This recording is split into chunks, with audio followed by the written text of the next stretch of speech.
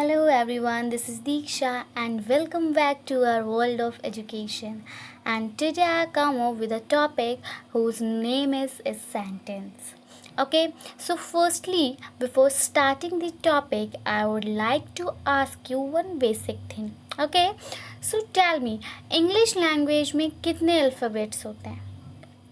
You know? आपका answer होगा 26. Am I right? But it is wrong because alphabet तो एक है, उस पर लेटर्स 26 होते हैं, जिसमें से हमारे 5 वॉवल्स होते हैं and other consonants. So can you name them? How many vowels are there? Yes, there is 5 vowels. Name is A, E, I, O, U, and rest is consonant, that is 21. Okay, in 26 letters में से हमारे 5 vowels होते हैं जो कि A, E, I, O, U हैं, and बचे हुए जो हमारे लेटर्स होते हैं they are called as consonants. तो ये 21 हैं. And now we should know that letters से मिलकर के वर्ड्स बनते हैं. ओके, क्या होता है? लेटर्स से मिलकर के वर्ड्स बनते हैं, वर्ड्स से मिलकर सेंटेंस बनते हैं, एंड सेंटेंसेस से मिलकर पैराग्राफ बनते हैं. Okay, so here in this video we are going to study about sentences. Okay, so now the question arises that what is sentence? So firstly I'll explain you that what is sentence. So in any language, अगर हम किसी भी language में बात करें तो किसी भी बात को लिखने या बोलने के लिए हमें वर्ड्स की रिक्वायरमेंट होती है. क्लियर है बात, है ना?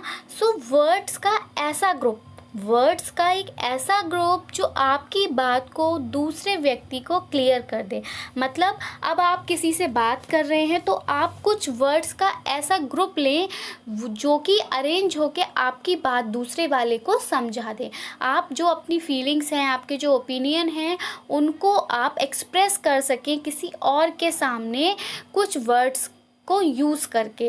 That is called the sentence. क्योंकि अगर आप सेंटेंस मतलब सिर्फ वर्ड्स ही बोल देंगे तो उसको समझ में नहीं आएगा, है ना?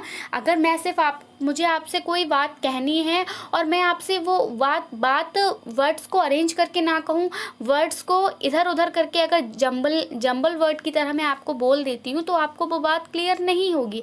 आपको वो बात क्लियर कब होगी? जब वो अरेंज होंगे एक मैनर में, है ना?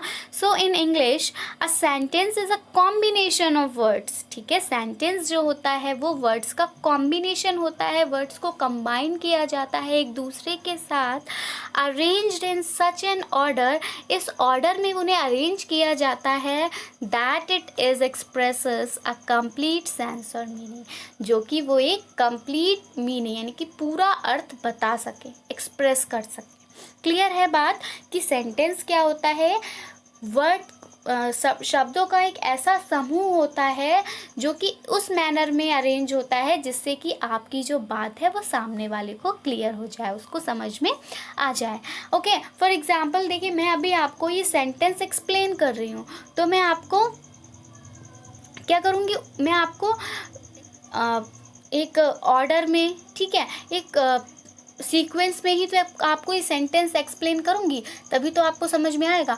अब मैं आपको वर्ड्स कहीं सेंटेंस बाद में बताऊँ और मैं आपको फॉर्म्स पहले बता दूँ या टाइप्स पहले बता दूँ और फिर लास्ट में आपको सेंटेंस एक्सप्लेन करूँ तो कैन यू अंडरस्टैंड? आपको समझ में आएगा? नहीं आएगा.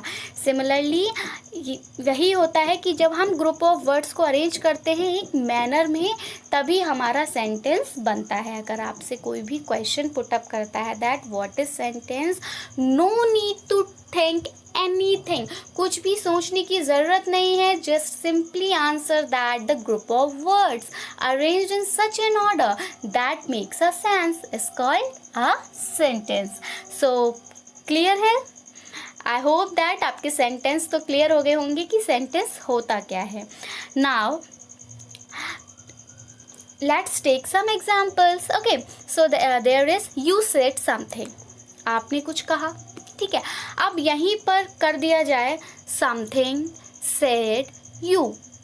तो आपको कुछ समझ में आ रहा है, कुछ सेंस बन रहा है इस सेंटेंस का? नहीं बन रहा है। लेकिन जब आपने बोला यू सेड समथिंग, तो इसका क्या हो रहा है, आपका सेंस बन रहा है। तो ये आपको टेंस की वीडियो में भी एक्सप्लेन करा गया था कि सबसे पहले क्या होता है, सब्जेक्ट होता है हमारा, फिर हम किसी भी एस या ई एस का वर्ब का यूज़ करते हैं, है ना, फिर हम ऑब्जेक्ट का यूज़ करते हैं। तो इस तरह से हमारा सेंटेंस बनता है। Okay, second is what did you say, tell me what you said, tell me now. So these are the sentences. Okay, now there are two parts of a sentence. अब सेंटेंस है तो sentence के कुछ parts भी होंगे। Parts क्या है, जिनसे सेंटेंस मिलकर बनता है। ठीक है, तो अब हम यहाँ पर पढ़ेंगे कि सब्जेक्ट के पार्ट्स सेंटेंस के पार्ट्स कौन कौन से होते हैं। Okay, so every sentence consist of two parts. Okay, यानी कि हम कह सकते हैं कि every sentence has two parts. जितने भी सेंटेंसेस होते हैं उन सब में टू पार्ट्स होते हैं। ठीक है, first is a subject and second one is a predicate. मतलब अगर आपसे पूछा जाए how many parts of a sentence are there, then you answer that there are two parts of a sentence. या फिर आप कह सकते हैं that every sentence consist of two part. First one is the subject and the second one is the predicate. Clear है बात? Now the question arises that what is subject. Subject क्या होता है?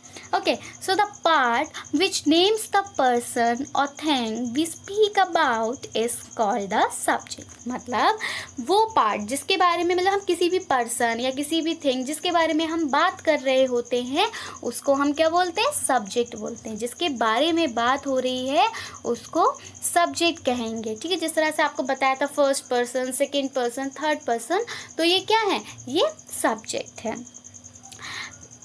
फॉर एग्जाम्पल,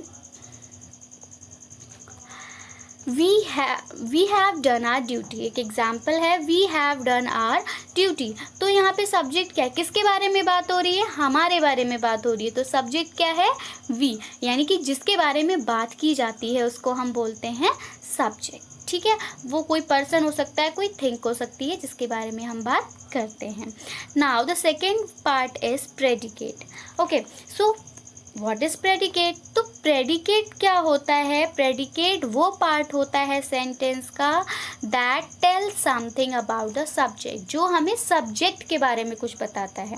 ठीक है, sentence में क्या होते हैं, टू पार्ट्स होते हैं। एक तो सब्जेक्ट मतलब जिसके बारे में बात हो रही होती है, और the second one is predicate जो कि हमें सब्जेक्ट के बारे में बताता है।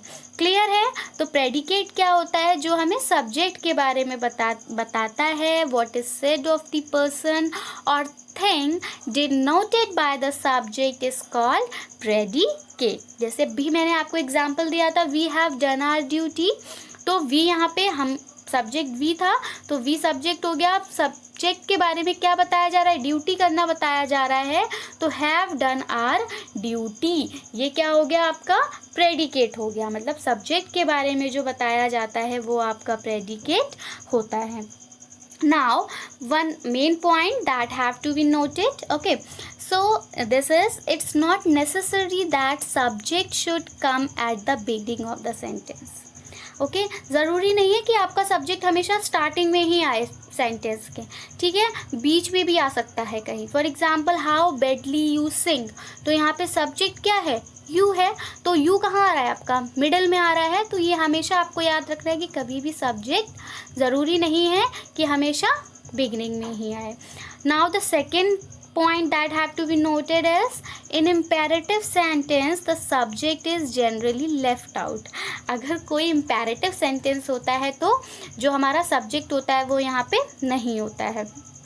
For example, open the door, दरवाज़ा खोलो, तो यहाँ पे हमें subject जो है वो हमें the subject दरवाज़ा खोलो मतलब किसी से कहा गया होगा ना कि तुम दरवाज़ा खोलो, तो यहाँ हमें सब्जेक्ट खुद ही समझ में आ जाता है, लेकिन यहाँ मेंशन नहीं होता है।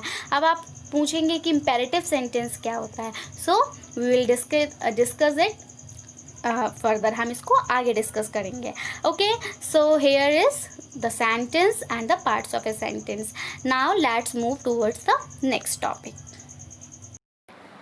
अब हम पढ़ेंगे सेंटेंसेस की फॉर्म्स के बारे में। तो before starting the forms of sentence firstly we need to study clauses.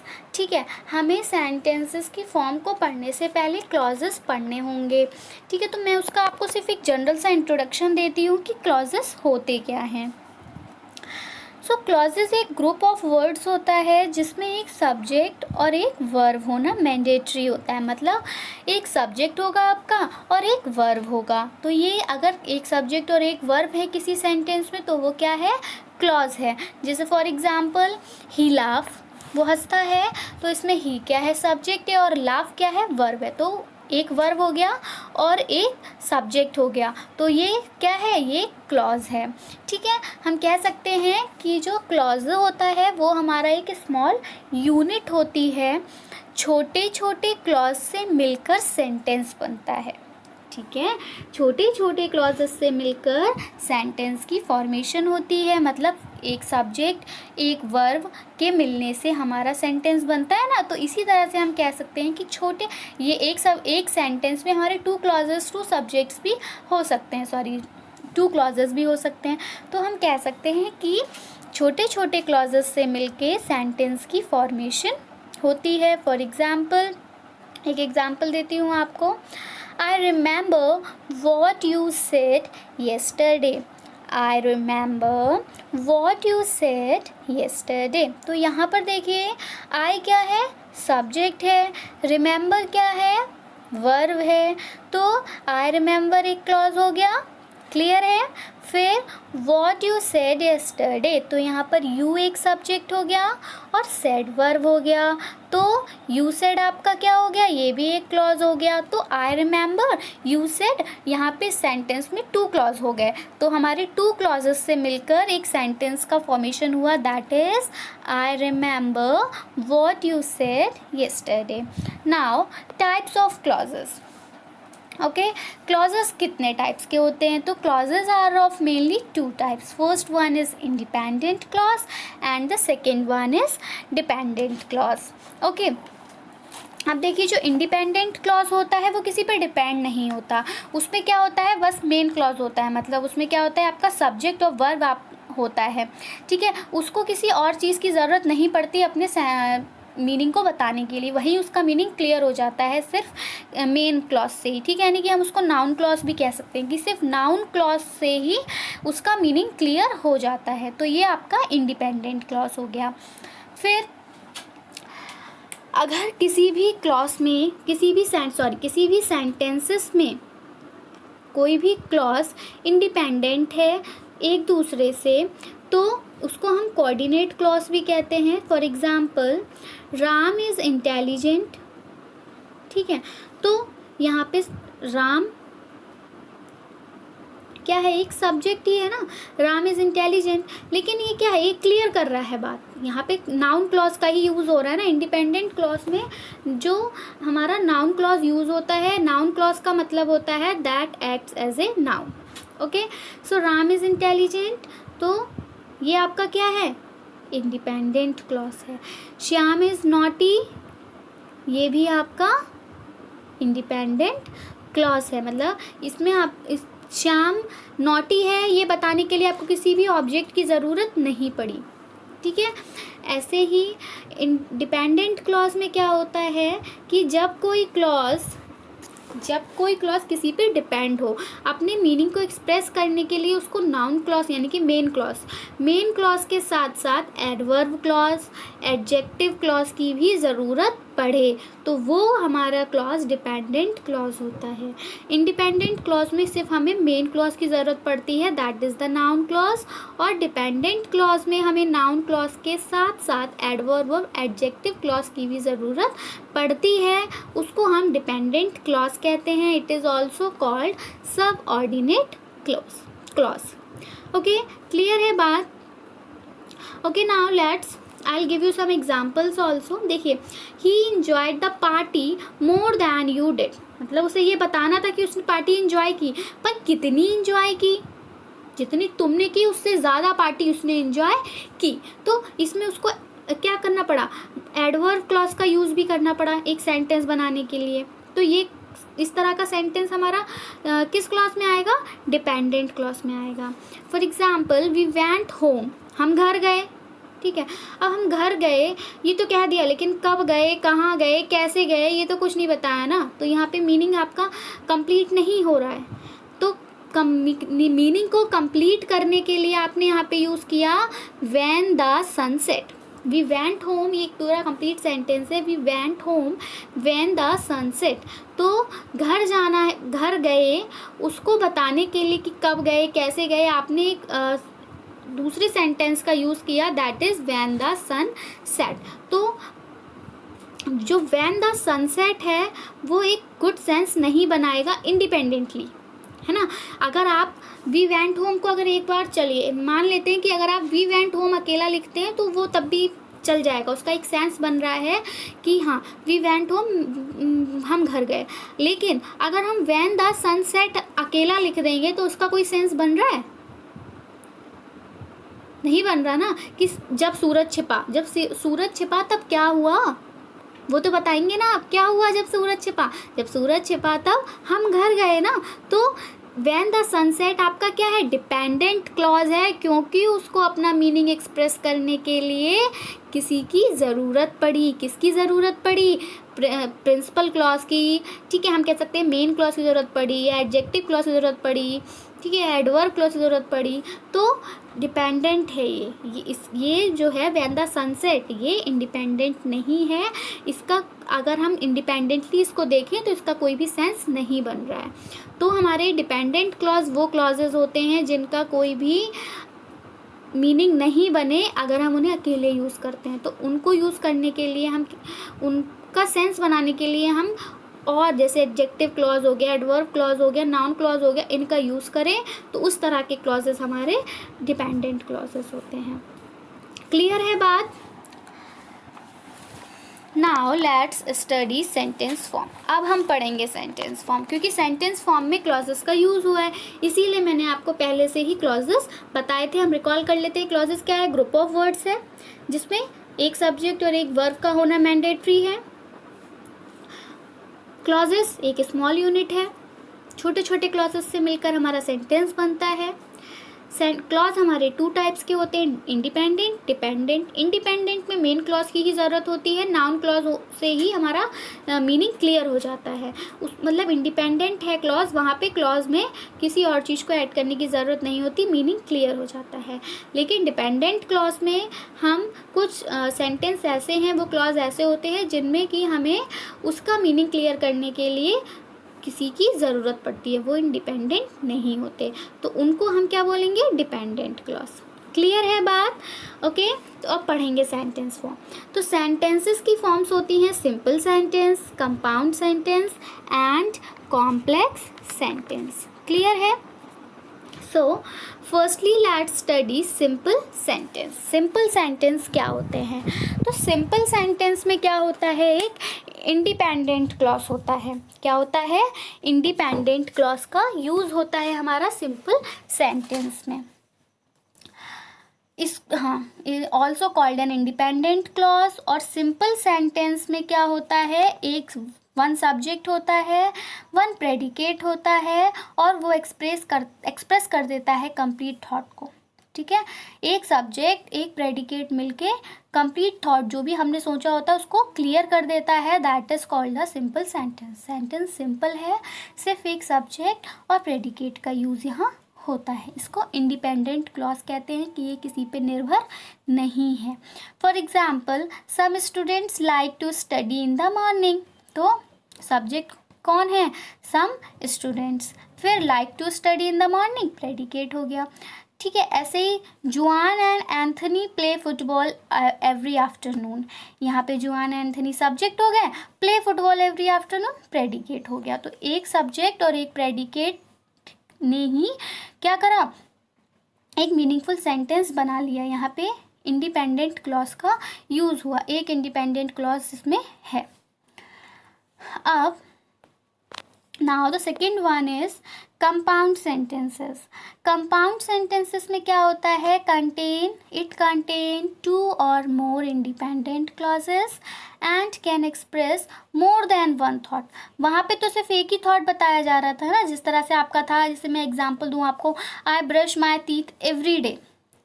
मैं अपने दांत हर दिन ब्रश करता हूँ, तो यहाँ पे सिर्फ एक ही थॉट एक्सप्रेस हो रहा है ना, सिर्फ टीथ को ब्रश करने की ही बात आ रही, कोई और बात तो नहीं आ रही है ना। तो सिंपल सेंटेंस में सिर्फ एक ही बात की जाती है, ठीक है, एक सब्जेक्ट और एक प्रेडिकेट से सिर्फ एक ही थॉट क्लियर हो रहा होता है हमारा, ओके। लेकिन कंपाउंड सेंटेंस में क्या होता है? यहाँ पर 2 और मोर इंडिपेंडेंट क्लॉज होते हैं और वो एक्सप्रेस करते हैं मोर देन वन थॉट, मतलब एक से ज़्यादा थॉट वो एक्सप्रेस करते हैं। कंपाउंड सेंटेंसेस ज्वाइन होते हैं किससे? कंजक्शन से, कोऑर्डिनेटिंग कंजक्शंस के थ्रू उनको ज्वाइन किया जाता है, जैसे कि एंड, और, not, for, so, yet, but. इनका यूज़ किया जाता है उनको ज्वाइन करने के लिए, या फिर किसी सेमी कॉलन का यूज़ करते हैं, ठीक है, जब कोई कोऑर्डिनेटिंग कंजक्शन प्रेजेंट नहीं होता है। वैसे तो हम कोऑर्डिनेटिंग कंजक्शन से कंपाउंड सेंटेंस को ज्वाइन करते हैं, अगर बाई चांस कोई कोऑर्डिनेटिंग कंजक्शन नहीं है तो वहाँ पर हम सेमी कॉलन का यूज़ करते हैं। क्लियर है बात? For example, Bobby likes watching TV, but she prefers going to the movie. Bobby को टीवी देखना तो पसंद है, लेकिन फिर भी वो मूवी के लिए जाना पसंद प्रेफर करता है वो मूवी देखने जाने को। तो यहाँ पे देखिए, कॉमा से और बट से इन्होंने क्या करा, दो बातें सामने आ रही है ना, टीवी देखना भी पसंद है और मूवी जाना भी पसंद है। तो यहाँ पे दो थॉट एक्सप्रेस हो रहे हैं, टीवी देखना पसंद है और मूवी जाना प्रेफर करता है। तो यहाँ पे दो थॉट निकल के आ रहे हैं हमारे, और यहाँ पे दो से ज़्यादा इंडिपेंडेंट क्लॉज हैं। I'll give you the another example that God made the man and man made the country. भगवान ने इंसान बनाया और इंसान ने दुनिया बनाई या फिर देश बनाया। तो देखिए, God made the man first clause हो गया और man made the country second clause हो गया, ठीक है। और इन दोनों क्लॉसेस को किसने ज्वाइन किया? किस कंजक्शन ने? एंड ने ज्वाइन किया। तो एंड क्या हो गया? एंड एक कंजक्शन हो गया। तो दोनों क्लॉसेस को एक कंजक्शन ने ज्वाइन करा, तो this is called the compound sentence. मतलब कंपाउंड सेंटेंस जो है वो दो और दो से ज़्यादा कोऑर्डिनेट क्लॉसेस से मिलकर बना होता है। कोऑर्डिनेट क्लॉसेस यानी कि इंडिपेंडेंट क्लॉसेस, जिसका मतलब होता है कि हर क्लॉज एक कंप्लीट सेंस बनाएगा और स्टैंड करेगा एज ए सेंटेंस। क्लियर है बात? Now the last is complex sentence. अब देखिए, कॉम्प्लेक्स सेंटेंस हमारा कंसिस्ट होता है एक मेन क्लॉज से और वन और मोर सबऑर्डिनेट क्लॉज से, ठीक है। सबऑर्डिनेट क्लॉज मतलब जहाँ डिपेंडेंट क्लॉज, ठीक है। तो हम कह सकते हैं ये एक इंडिपेंडेंट क्लॉज से बनता है और डिपेंडेंट क्लॉज से बनता है। रिमेंबर, जो डिपेंडेंट क्लॉज होता है उसमें एस यानी कि सब्जेक्ट होता है एक और एक वर्ब होता है, but they can not stand alone, लेकिन ये अकेले यूज़ नहीं हो सकते। जिस तरह से हमारा इंडिपेंडेंट क्लॉज था उसमें भी एक सब्जेक्ट और एक वर्ब होता है और वो इंडिपेंडेंट अकेले स्टैंड हो सकते हैं। If the dependent clause starts the sentence, अगर कोई भी डिपेंडेंट क्लॉज सेंटेंस को स्टार्ट करता है तो उसको फॉलो करना होता है कॉमा के साथ। अगर इंडिपेंडेंट क्लॉज सबसे पहले आता है तो कोई भी कॉमा नहीं लगेगा, ठीक है। ये बात आपको याद रखनी है। For example, duty requires that we should help others. Duty को ज़रूरत है कि हमें दूसरों की मदद करनी चाहिए, तो यहाँ पे हमने दैट का यूज़ किया वैसे, है ना। अगर ड्यूटी रिक्वायर्स ही होता तो ड्यूटी रिक्वायर्स का मीनिंग क्या होगा? डोंट नो ना। Similarly, second example, he said that he would go immediately. उसने कहा कि वो इमीडिएटली जाएगा। He said that he would go immediately. तो यहाँ पर भी आपको क्या शो हो रहा है?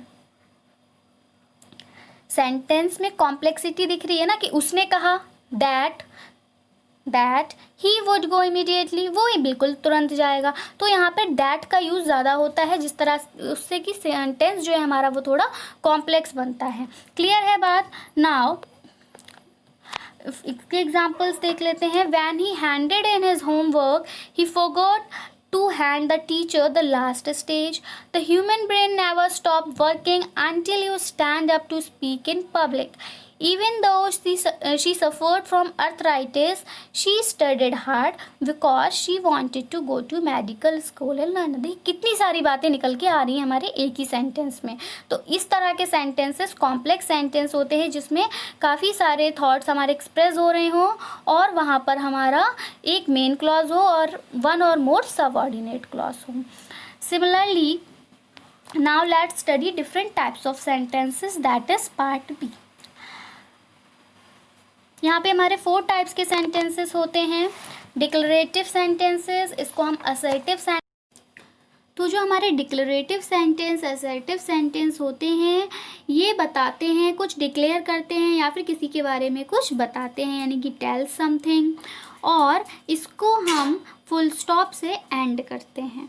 ठीक है, हम हर इस तरह के जो सेंटेंस होते हैं असर्टिव और डिक्लेरेटिव सेंटेंस जो होते हैं, इनको हम जब एंड करते हैं तो फुल स्टॉप का यूज़ करते हैं, और ये हमें कोई फैक्ट बताते हैं या किसी चीज़ को डिक्लेयर करते हैं। For example, the earth moves around the sun, earth जो है सन के चारों तरफ घूमती है, ये एक फैक्ट है। The sun sets in the west, sun पश्चिम में छिपता है, ये भी एक फैक्ट है, सत्य बात है, गलत नहीं है, ट्रुथ है एक तरह से। तो असर्टिव और डिक्लेरेटिव सेंटेंस जो होते हैं वो हम क्या करते हैं, सही सच्ची बात बताते हैं, एक फैक्ट बताते हैं या किसी के बारे में कुछ बताते हैं, और इसका एंड किसके साथ होता है, फुल स्टॉप के। सिमिलरली इंटेरोगेटिव सेंटेंस वो सेंटेंस होते हैं जो कि क्वेश्चंस को पूछते हैं, इसमें हम लास्ट में क्वेश्चन मार्क लगाते हैं जब हम सेंटेंस का एंड करते हैं।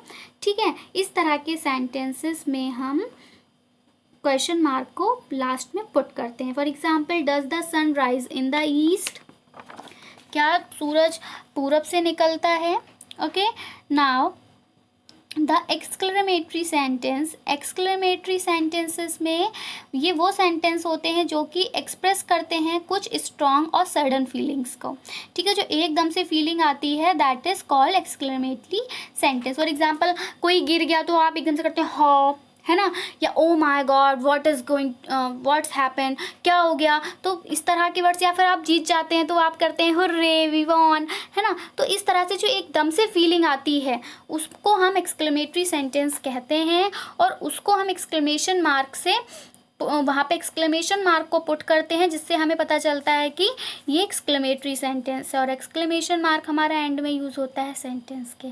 For example, oh he is no more, मतलब जैसे for example oh he is no more, वो अब नहीं है, तो हम क्या बोलेंगे, oh he is no more. Wow she is so beautiful, वो कितनी सुंदर है, तो आपने वाव का यूज़ किया, तो एकदम से जो सडन फीलिंग आती है, एक स्ट्रॉन्ग फीलिंग आती है, that is called exclamatory sentence. And the last one is imperative sentence. Imperative sentence वो सेंटेंसेस होते हैं जो कि एक्सप्रेस करते हैं कमांड को, रिक्वेस्ट को, या आपकी डिज़ायर को। ठीक है, इसमें भी फुल स्टॉप लगता है at the end of it, and the subject is you in imperative sentence. Subject क्या होता है इम्पेरेटिव सेंटेंस में, यू। ठीक है, फॉर एग्जाम्पल एक्सक्लेमेशन मार्क का भी यूज़ यहाँ पे हो सकता है। फॉर एग्जाम्पल, आपको इम्पेरेटिव सेंटेंसेस के एग्जाम्पल्स देते हैं, दैट गिव मी वाटर, तो ये क्या है, कमांड है, मैं आपको कमांड कर रही हूँ that give me water, please give me water, तो रिक्वेस्ट हो रही है यहाँ पे। मे गॉड ब्लेस यू, ये विश है। ठीक है, तो विश, डिज़ायर, रिक्वेस्ट, कमांड अगर किसी भी सेंटेंस में शो हो रहा है तो that is called the imperative sentence. Clear है बात। असर्टिव सेंटेंस में कुछ बताया जाता है, फुल स्टॉप से उसका एंड होता है, एक कोई फैक्ट बताया जाता है। इंटेरोगेटिव में क्वेश्चन पुटअप होता है और लास्ट में क्वेश्चन मार्क पुट कर देते हैं। एक्सक्लेमेटरी सेंटेंस में सडन फीलिंग्स को, स्ट्रॉन्ग फीलिंग्स को शो किया जाता है, एक्सक्लेमेशन मार्क पुट करते हैं। और इम्पेरेटिव सेंटेंस में कमांड देते हैं, रिक्वेस्ट करते हैं, विश करते हैं, और उसको हम फुल स्टॉप से या फिर एक्सक्लेमेशन मार्क से फिल करते हैं। So that's it from my side, I will be coming back with some new topics. Till then take care and good bye.